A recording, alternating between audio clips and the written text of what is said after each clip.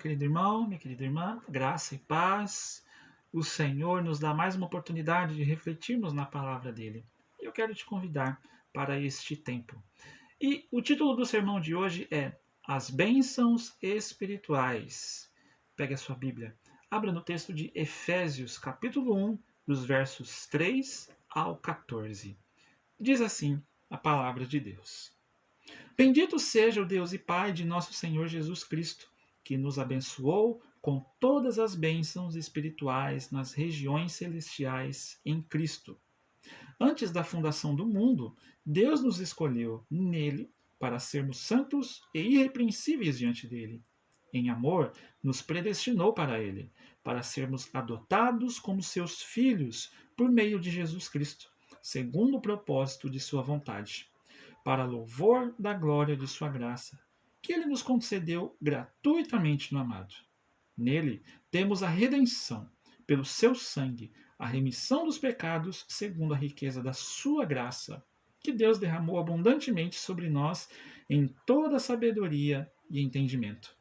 Ele nos revelou o mistério da sua vontade, segundo o seu propósito, que ele apresentou em Cristo, de fazer convergir nele, na dispensação da plenitude dos tempos, todas as coisas, tanto as do céu como as da terra.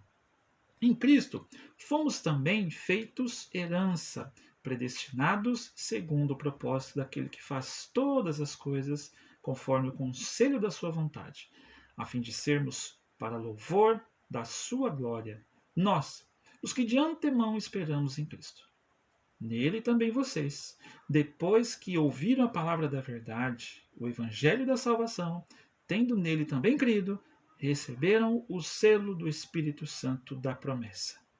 O Espírito é o penhor da nossa herança, até o resgate da sua propriedade em louvor da sua glória. Senhor, nós oramos agradecidos por mais esse tempo de reflexão, que o Senhor nos abençoe, nos edifique, fale conosco conforme a tua vontade, em nome de Jesus. Amém. Conta-se que um homem humilde, nascido na cidade de Minas Gerais, sonhava em embarcar em um transatlântico para fazer um cruzeiro marítimo. Por isso, trabalhava sem cessar. Após alguns anos de muito trabalho, conseguiu comprar a tão sonhada passagem para aquela viagem. Preocupado por não haver sobrado nenhum real para se alimentar a bordo daquele navio, e sendo mineiro, pegou uma sacola e encheu de queijo e muitos pães de queijo. Durante a viagem, na hora em que sentia fome, entrava no seu quarto e comia queijo e pão de queijo com água. Com isso, mais ou menos no terceiro dia, já não aguentava mais aquela alimentação. Passava perto dos restaurantes, sentia aquele cheiro maravilhoso de comida, mas ia comer o pão de queijo, que a esta altura já estava duro. Fraco, anêmico e sem um centavo para comprar algo, não via a hora daquele cruzeiro de 7 dias acabar. Finalmente chegou o fim da viagem. Na saída, ele encontrou um amigo e começou a lhe dizer que há 7 dias não comia nada, pois não tinha dinheiro para se alimentar naquele cruzeiro. O amigo, então, coça a cabeça, escolhendo as palavras para não constrangê-lo, lhe explica que a passagem lhe dava direito de usufruir de tudo o que havia no navio, inclusive a alimentação. Amado irmão, amada irmã, da perspectiva do reino de Deus, nós também temos esta passagem com todas as dádivas inclusas. A diferença é que este homem do cruzeiro comprou a passagem, apesar de não saber da alimentação que estava inclusa. Nós não precisamos comprar, a ganhamos como um presente de altíssimo valor. O texto de hoje é parte da carta pastoral destinada aos cristãos e cristãs da cidade de Éfeso. Éfeso foi, por muitos anos, a segunda maior cidade do Império Romano. Ficava atrás apenas de Roma, que era a capital do Império. Foi a mais importante cidade portuária da Ásia Menor e tinha um fluxo muito grande de pessoas e culturas. Mas era extremamente famosa pelo templo de Diana. E tudo na cidade girava em torno desse templo e na adoração a esta divindade pagã, sobretudo a economia local. Minha proposta, no caso da igreja nascente em Éfeso, é que cristãos e cristãs, frutos do trabalho missionário de Paulo, se esqueceram do presente da salvação em Cristo, devido à forte influência do paganismo naquela sociedade e, consequentemente, teriam voltado às práticas antigas. Daí a necessidade desta carta pastoral aos cristãos de Efésios. São ensinamentos paulinos que objetivam tirar o foco em Diana e trazendo Cristo para a centralidade. Por isso, em nosso texto, já na parte inicial da carta, há uma ênfase em Deus Pai, Deus Filho e Deus Espírito Santo. São bênçãos que a obra redentora de Deus oferece. Gostaria então de partilhar com vocês as bênçãos procedentes do Pai, do Filho e do Espírito Santo que o apóstolo Paulo destacou para a sua comunidade. Em primeiro lugar, as bênçãos do Pai, versículos de 4 a 6. 1. Deus nos escolheu, versículo 4. Lembramos João 15, versículo 16, que diz: Não foram vocês que me escolheram, pelo contrário, eu os escolhi para darem frutos. 2.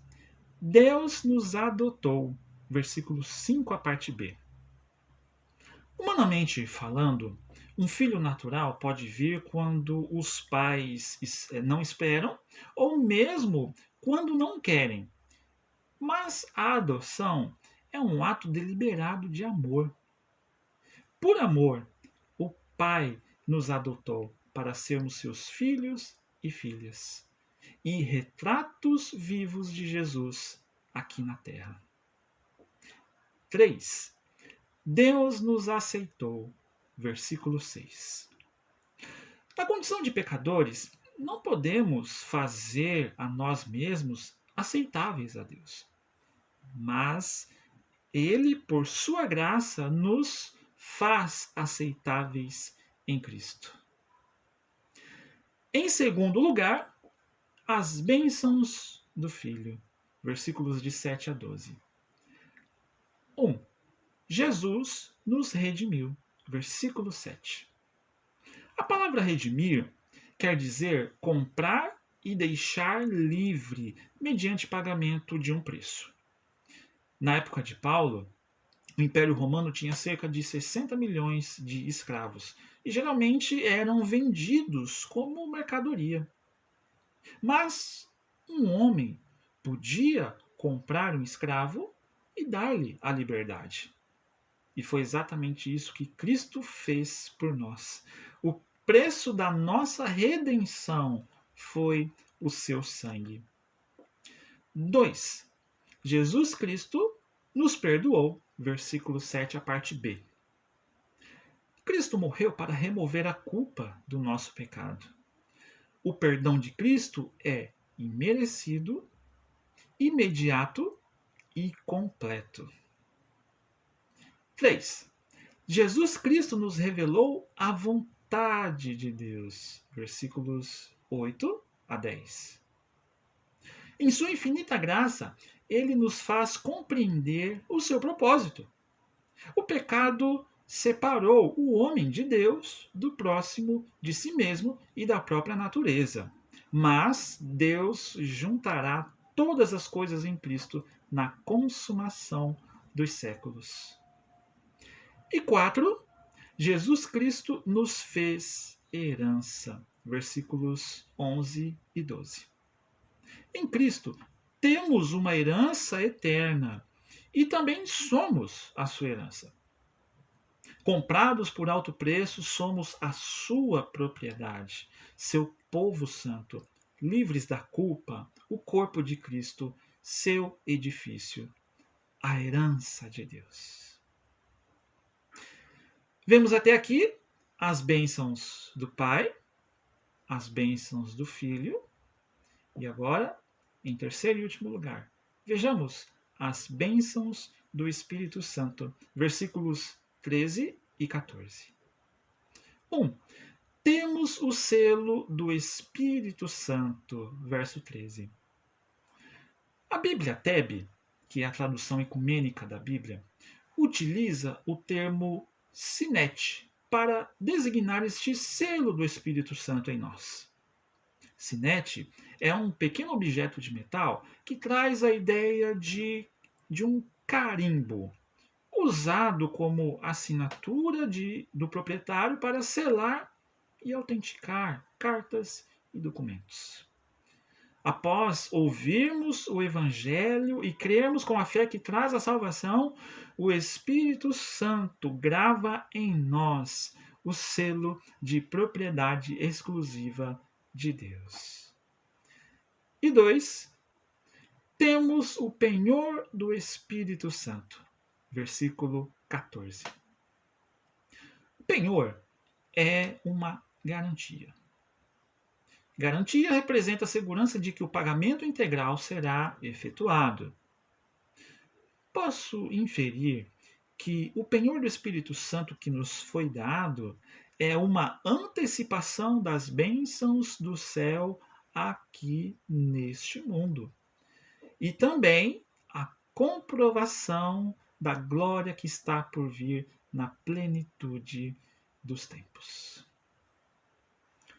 Para concluir, assim como Paulo chama os Efésios para refletir sobre a primazia de Deus em suas vidas, também nós precisamos pensar na nossa vida espiritual, em como está o nosso relacionamento com o Senhor. A pergunta necessária é: será que eu tenho permitido que outras coisas se tornem prioridade em minha vida, ocupando o lugar que é de Deus por direito? Nada e ninguém pode substituir as bênçãos espirituais que Cristo conquistou por nós e para nós, sendo a maior delas a salvação e a vida eterna. Portanto, não volte às práticas antigas que desagradam a Deus, abrindo mão do presente que você ganhou. Aquela passagem do transatlântico que te dá livre acesso a todas as bênçãos espirituais. Por fim, todas essas riquezas vêm pela graça de Deus e são para a glória de Deus. Bendito seja Deus, que já nos abençoou com todas as bênçãos. Amém. Que Deus te abençoe nesta palavra, que Ele continue conduzindo os seus passos e que você se permita o agir e o trabalhar de Deus na sua vida. E se permita também que Ele encontre liberdade para abençoar ricamente a sua vida e a sua família em todos os aspectos. Quero deixar o meu abraço, que Deus continue te abençoando. Nos encontramos na próxima. E não se esqueça, se não é inscrito no canal, se inscreva e compartilhe esta mensagem para abençoar a vida de alguém. Nos encontramos na próxima oportunidade. Forte abraço. Deus te abençoe.